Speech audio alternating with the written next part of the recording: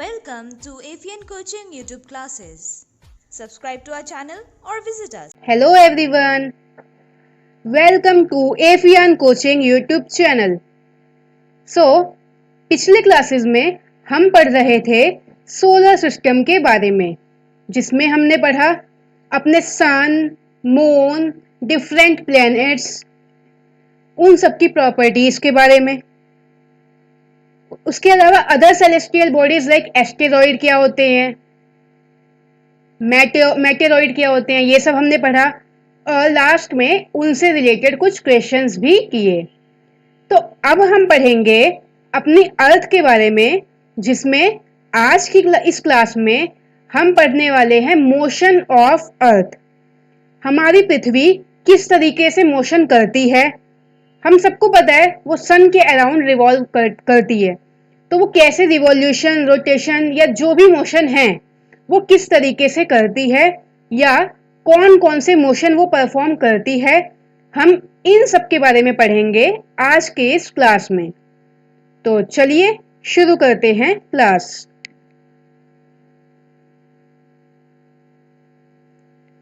तो motion of earth में हमारा सबसे पहला जो मोशन, जनरली हम दो मोशन जानते हैं, आइदर रोटेशन और रिवॉल्यूशन। हम जानते हैं कि अर्थ जो है वो अपने एक्सिस के अराउंड रोटेट करती है, वो रिवॉल्यूशन करती है, लेकिन एक्चुअल में अर्थ के मोशन जो है वो 3 टाइप्स के हैं। The first one is translation motion. Translation motion में क्या होता है? ट्रांसलेशन मोशन वो मोशन है जिसमें एक पार्टिकल अपने सेंटर ऑफ ग्रेविटी से दूर होने लगता है। मीन्स ऐसा मोशन जिसमें वो अपने सेंटर से अवे फ्रॉम सेंटर हो जाता है। एग्जाम्पल के लिए हम बात करते हैं बिग बैंग थ्योरी।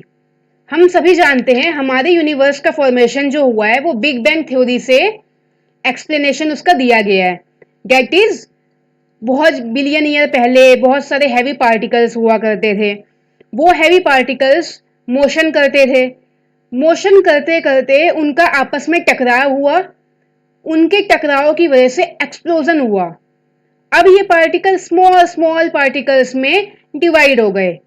ये सभी पार्टिकल, कहने का मतलब क्या हुआ, लार्ज पार्टिकल स्मॉल पार्टिकल में ब्रेक होके अपने सेंटर से दूर चले गए, वो पूरे यूनिवर्स में बिखर गए और इस तरीके से हमारा यूनिवर्स फॉर्मेशन होता है। मीन्स मेन पॉइंट ये है कि सारे पार्टिकल्स अपने मेन जो हैवी न्यूक्लियस है उससे स्प्लिट होके दूर चले गए, अवे फ्रॉम द सेंटर। तो सेम चीज होती है हमारे अर्थ की। हमारी जो अर्थ है वो डे बाय डे अपने एक्सिस से, अपने सेंटर ऑफ ग्रेविटी से दूर जा रही है। अब हम बात करें ये हमें दिखाई क्यों नहीं देता, हमें पता क्यों नहीं चलता, हमें तो नहीं दिखाई देता ऐसा कुछ। तो उसका रीजन ये है कि सिर्फ हमारा जो सिर्फ प्लेनेट अर्थ है वो ही ऐसा मोशन नहीं कर रहा। हमारे गैलेक्सी में, जो हमारी मिल्की वे गैलेक्सी है, उसमें हमारा जो सोलर सिस्टम है, हमारा जो सौर मंडल है, उसमें जितने भी ग्रह हैं सभी के सभी ग्रह एक्चुअल में मोशन कर रहे हैं। ये मोशन जो है सिर्फ अर्थ का नहीं हो रहा, ये सारे प्लैनेट्स का हो रहा है। तो सन के अराउंड ये सभी प्लैनेट क्या करते हैं, रिवॉल्यूशन करते हैं, लेकिन ट्रांसलेशन मोशन इन सभी प्लैनेट का हो रहा है और सन का भी हो रहा है। तो कहने का मतलब ये है कि इन सबका रिलेटिव मोशन जो है वो इतना कम होता है कि हमें ये समझ ही नहीं आता कि हमारी अर्थ अपने सेंटर ऑफ ग्रेविटी से दूर जा रही है। क्यों? क्योंकि सन भी तो जा रहा है। सन के लिए, अर्थ के लिए या डिफरेंट प्लेनेट के लिए सेंटर उसका क्या है, सन है, जिसके अराउंड वो रिवॉल्यूशन करते हैं। लेकिन since sun is also moving away from its centre, that's why the relative motion between different planets is very small. इसकी वजह से हम पर्टिकुलरली अर्थ की बात करें तो हमें इसका ट्रांसलेशन मोशन नहीं दिखाई देता। एग्जाम्पल के लिए हम बात करें, मान लीजिए कोई बैलून है, वो बैलून, उसमें हमने 3 पॉइंट मार्कअप कर दिए कि यहां यहां यहां 3 पॉइंट हैं। अब ये बैलून था, इस पे ये और ये 3 पॉइंट है।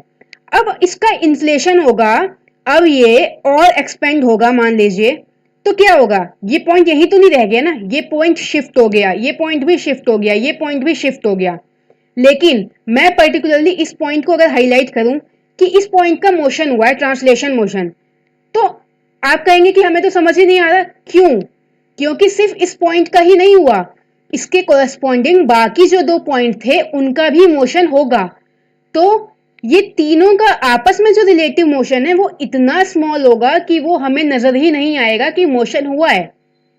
सच्चाई है कि मोशन हो रहा है डे बाय डे, लेकिन सिंस इसके जो रिलेटिव पार्टिकल है उनका भी कॉरस्पॉन्डिंगली मोशन हो रहा है, इसलिए वो हमें शो नहीं होता।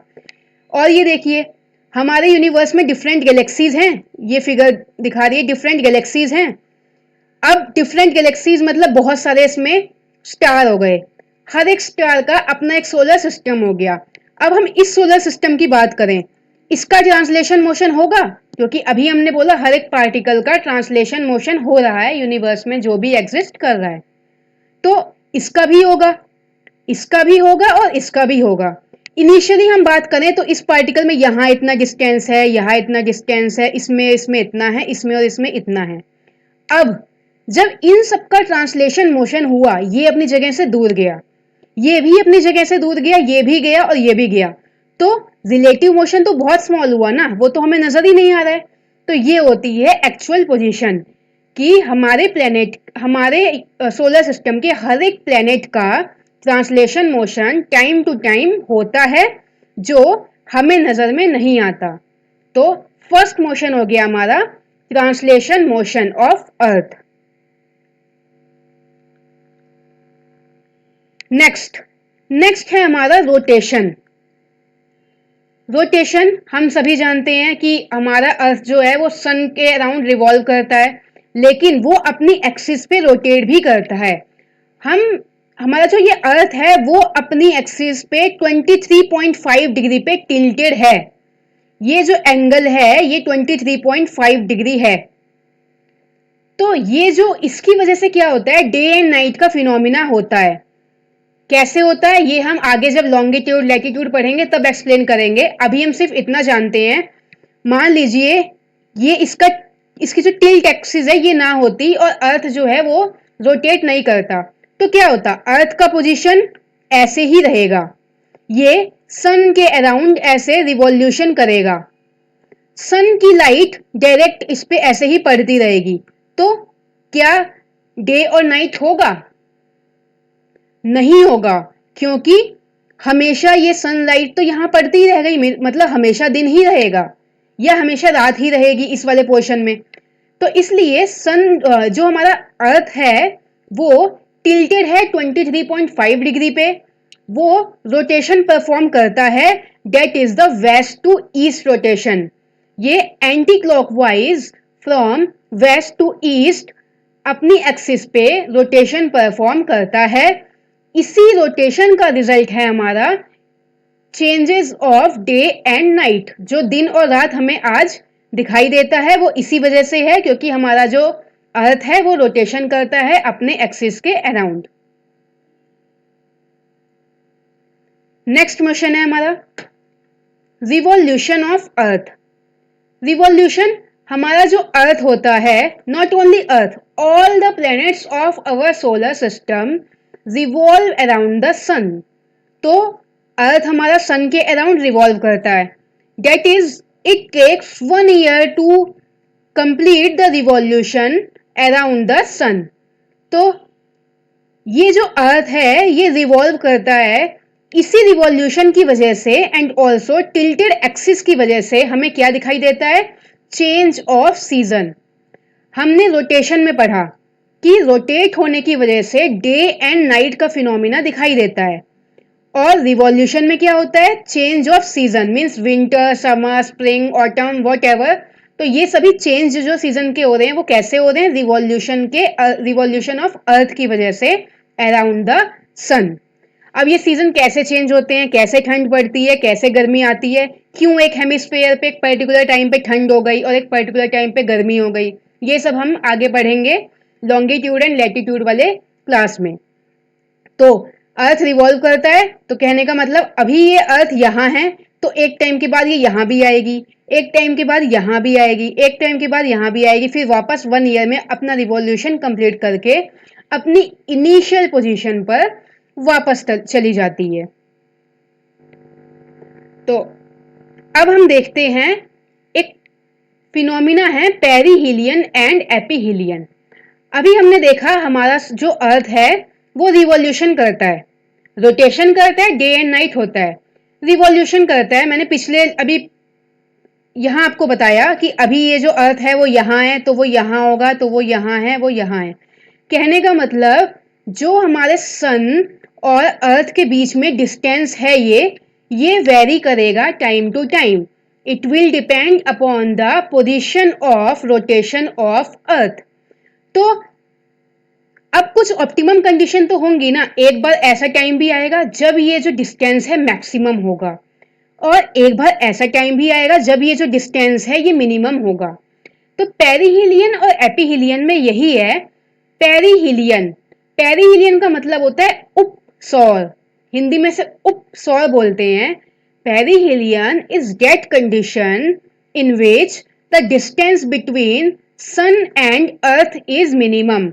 मतलब ये हमारा अर्थ जब घूम के यहाँ 90 डिग्री सन के एकदम स्ट्रेट में आ जाता है, यहाँ लाई करता है, तो ये जो डिस्टेंस होता है ये मिनिमम होता है। इस समय हमारी पृथ्वी और हमारा जो सन है उसके बीच का डिस्टेंस सबसे शॉर्टेस्ट होता है। इस कंडीशन को हम बोलते हैं पेरिहीलियन या उपसौर। ये कब होता है?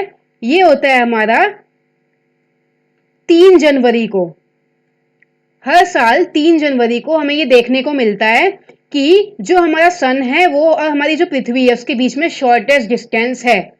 ये डिस्टेंस नियर अबाउट कितना होता है? 14.64 करोड़ किलोमीटर। अब नेक्स्ट हम कंडीशन की बात करें मैक्सिमम डिस्टेंस की। तो ये जो सन और अर्थ के बीच में ये जो 180 डिग्री का एंगल आपको दिख रहा है, ये जो डिस्टेंस है इस समय, ये जो कंडीशन है, ये होती है हमारी condition of maximum distance between sun and earth. इस समय सन के सेंटर से अर्थ के सेंटर का डिस्टेंस सबसे मैक्सिमम होता है इस पोजीशन में, जब या तो अर्थ यहाँ पे हो या तो ये घूम के पूरा ये रिवॉल्यूशन अगर साइकिल है तो वो यहाँ आ जाए। तो इन दोनों कंडीशन में क्या हो गया? मैक्सिमम। इन दोनों कंडीशन में हो गया मिनिमम। तो जो ये मैक्सिमम डिस्टेंस वाली कंडीशन है इसको हम बोलते हैं एपीहीलियन या अपसौर। ये है अपसौर, ये था उपसौर। तो एपीहीलियन में distance between sun and earth will be maximum. ये कब होता है? ये होता है हमारा 4 जुलाई को। और इस कंडीशन में जो सन और अर्थ का डिस्टेंस है वो होता है 15.12 करोड़ किलोमीटर, और हमारे सन और अर्थ के बीच का जो एवरेज डिस्टेंस है वो है 14.96 करोड़ किलोमीटर। तो ये हो गया पेरिहीलियन और एपीहीलियन। ये प्रोसेस क्यों होता है? Since our earth is continuously revolving around the sun in elliptical orbits. Next condition है हमारी equinox. Equinox, equi word means equal. तो क्या इक्वल है? इसमें हमारे दिन और रात का जो समय होता है वो इक्वल होता है। कहने का मतलब है हमारे अगर दिन में 24 घंटे हैं तो 12 घंटे दिन रहेगा, 12 घंटे रात रहेगी। इसमें क्या होता है, जो सन है और जो अर्थ है, अर्थ के इक्वेटर के थ्रू जब सन की लाइट पास होती है, मतलब जब सूर्य का प्रकाश पृथ्वी के एकदम इक्वेटर से पास होने लगता है। इक्वेटर क्या है? इक्वेटर वो लाइन है जो हमारी इस अर्थ को इक्वल पार्ट्स में डिवाइड करती है। तो जब हमारे सूर्य का प्रकाश टोटली इक्वेटर के थ्रू पास आउट होता है, it falls on the equator, then this condition is called equinox. It means it will have 12 hours in a day and 12 hours in a night. अब ये कब कब होता है? ये साल में 2 बार होता है, जब हमारे sunlight properly equator of earth पे फोकस होती है। एक होता है हमारा 21 मार्च, 21 मार्च को होता है, जिसे हम बोलते हैं स्प्रिंग इक्विनॉक्स। और दूसरा होता है 21 सितंबर को, जिसको हम बोलते हैं ऑटोमनल इक्विनॉक्स। मीन्स ये होता है स्प्रिंग के टाइम पे और ये होता है ऑटम सीजन में। तो ये हो गया equinox in which we have 12 hour day and 12 hour night. Next process है हमारा सोलर एक्लिप्स। तो अब हम पढ़ेंगे सोलर एक्लिप्स और लूनार एक्लिप्स के बारे में। तो सोलर एक्लिप्स में क्या होता है, हमारी अर्थ जो है वो सन के अराउंड इलिप्टिकल ऑर्बिट में रिवॉल्व करती है, ठीक है। अब एक टाइम पे क्या होता है, जब ये रिवॉल्व करती रहती है तो कभी कभी ये होता है कि हमारी जो मून है, चंद्रमा जो है, वो सूर्य और पृथ्वी के बीच में आ जाता है। इससे क्या होता है, हमारी जो सनलाइट है वो हमें नहीं मिलती। कहने का मतलब ये है कि हमारे सन के ऊपर एक शेडो कास्ट होता है। कौन करता है, मून। ये जो मून है वो सन और अर्थ के बीच में आके सन के ऊपर एक शेडो कास्ट करता है, जिसे हम सूर्य ग्रहण बोलते हैं। तो उससे क्या होता है, हमारी जो सनलाइट है वो प्रॉपर हमारे पास तक नहीं पहुंच पाती। So, solar eclipse is the condition in which the moon comes in between sun and earth. अब solar eclipse में it can be partial, it can be full या total, और it can be annular. Partial eclipse इसमें क्या होता है, जो moon है वो सन के कुछ पोर्शन पे शेडो कास्ट करती है। तो इसकी वजह से हमें सन कुछ कटा कटा सा दिखाई देता है, कुछ इस तरीके का। तो यहां वाला जो पोर्शन था वो कट हो गया, हमें ऐसा दिखाई देता है कि हमारा जो सन होता है वो नीचे से कटा हुआ दिखाई दे रहा है। तो क्या होता है, उतनी दूर मून अपनी शैडो कास्ट करता है। ये हो गया पार्शियल सोलर एक्लिप्स, ये भी पार्शियल है। एनुलर में क्या होता है, सिर्फ हमें सन और मून की जो बाउंड्री लाइन है बीच बीच में, बस वो एक पतली सी लेयर, थिन लेयर दिखाई देती है। बाकी जो सन का मिडल का सरफेस है वो मून कवर कर चुका होता है। और टोटल में क्या होता है, टोटल में फुली मून शेडो अपनी कास्ट करता है सन के ऊपर। इट मींस ये जो सन है इसके ऊपर कंप्लीटली मून कवर अप इसको कर देगा। तो इस केस में क्या होगा, टोटल डार्कनेस होगी, हमारे पास सनलाइट बिल्कुल भी नहीं पहुंचेगी। यहां थोड़ी सी पहुंच रही है, यहां भी हल्की सी एकदम पहुंच रही है। इस अभी जो सूर्य ग्रहण हमारा हुआ था वो एन्युलर ही था, काफी टाइम के बाद हुआ था। वो एन्युलर सोलर एक्लिप्स था, जिसमें हमें इस तरीके की एक रिंग दिखाई देती है। वो इसीलिए होती है क्योंकि सन और मून के बीच में एक पतली सी लेयर ही बचती है, बाकी पोर्शन को मून ऑक्यूपाई कर चुका होता है। तो ये हो गया हमारा सोलर एक्लिप्स। नेक्स्ट है हमारा लूनार एक्लिप्स, मीन्स चंद्र ग्रहण। तो चंद्र ग्रहण में क्या होता है, सन और मून इसके बीच में पृथ्वी आ जाती है। तो इसकी वजह से क्या होता है, जो मून है हमारा, एक्चुअल में क्या होता है, मून की अपनी कोई रोशनी नहीं होती। जो हमारा चंद्रमा है उसका खुद का इनिशियली कोई भी अपना प्रकाश नहीं है, कोई भी रोशनी नहीं है। तो सन की वजह से हमें मून की लाइट दिखाई पड़ती है। लेकिन जब रिवॉल्यूशन करते करते अर्थ ही हमारा सन और मून के बीच में आ जाएगा तो क्या होगा, मून तो दिखाई नहीं देगा, क्योंकि मून की वैसे भी कोई लाइट नहीं थी। हमें सन की वजह से मून चमकता हुआ अपीयर होता है। But since earth comes in between sun and moon, that's why moon will not appear. This condition is called lunar eclipse, चंद्र ग्रहण, जिसमें अर्थ अपनी शेडो कास्ट करता है ऑन द मून। तो ये हो गई हमारी आज की क्लास, जिसमें हमने मोशन ऑफ अर्थ से रिलेटेड डिफरेंट फिनोमिनास पढ़े। 3 तरीके के मोशन, रोटेशन, ट्रांसलेशन, रिवॉल्यूशन पढ़ा। Solar eclipse, lunar eclipse, equinox, aphelion, perihelion, ये सब पढ़ा हमने। नेक्स्ट क्लासेस में हम पढ़ेंगे लॉन्गिट्यूड लैटिट्यूड के बारे में। क्या है हमारा equator, tropic of cancer, tropic of capricorn, ये सब हम नेक्स्ट क्लासेस में पढ़ेंगे। तो अभी के लिए इतना ही रखते हैं, आज की क्लास को यहीं एंड करते हैं। Thank you. Thank you for watching. Don't forget to hit the like button Subscribe to our channel and turn on the bell icon.